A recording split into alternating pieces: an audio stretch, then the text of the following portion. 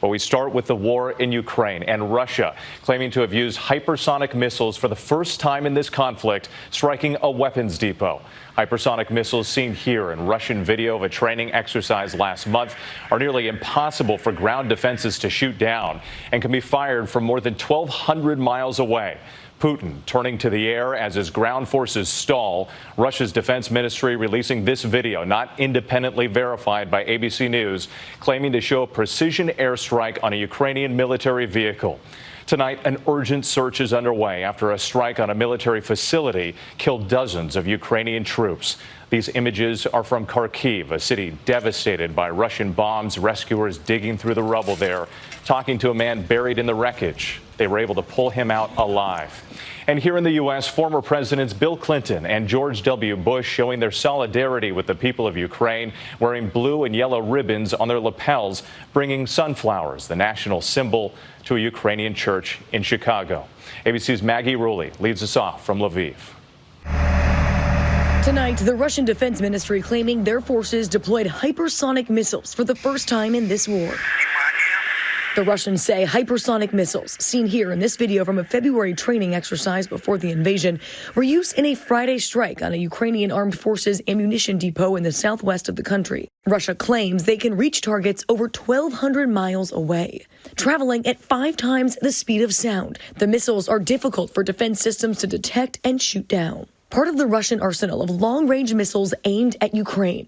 Putin relying on his air power as ground forces continue to stall. The fact that Putin is having to use these very sophisticated, very expensive kinds of weapons where he launches from within Russia tells you just how effective the Ukrainian Air Force and air defenses have been in taking the Russian Air Force out of the equation. The Pentagon saying Russia's fired over 1,000 missiles into Ukraine since the beginning of this conflict.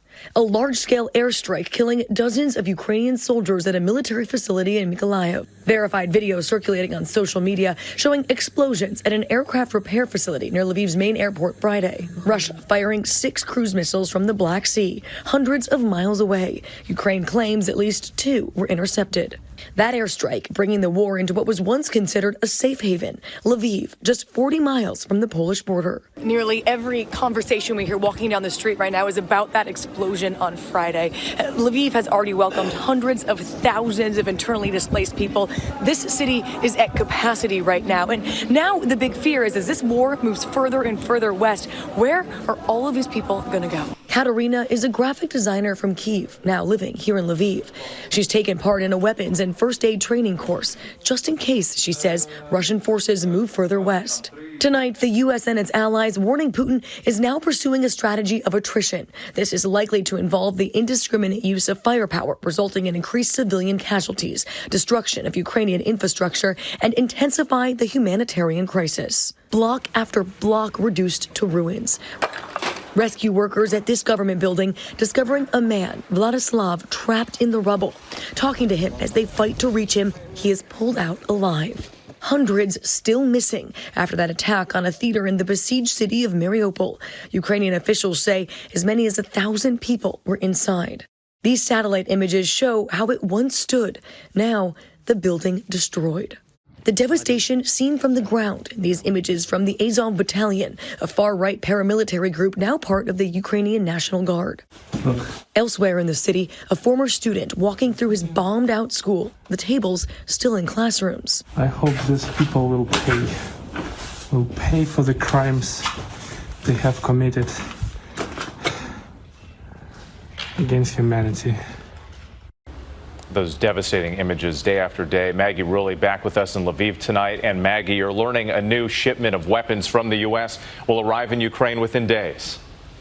Yeah, Whit, a senior Ukrainian official said in an interview that new shipment of weapons from the U.S., including javelins and surface-to-air missiles, will be here in a matter of days. But Whit, there was also that warning today from the Russian foreign minister saying that shipments like those will be considered legitimate targets. Whit? All right, Maggie, thank you. Hi, everyone. George Stephanopoulos here. Thanks for checking out the ABC News YouTube channel. If you'd like to get more videos, show highlights, and watch live event coverage, click on the right over here to subscribe to our channel. And don't forget to download the ABC News app for breaking news alerts. Thanks for watching.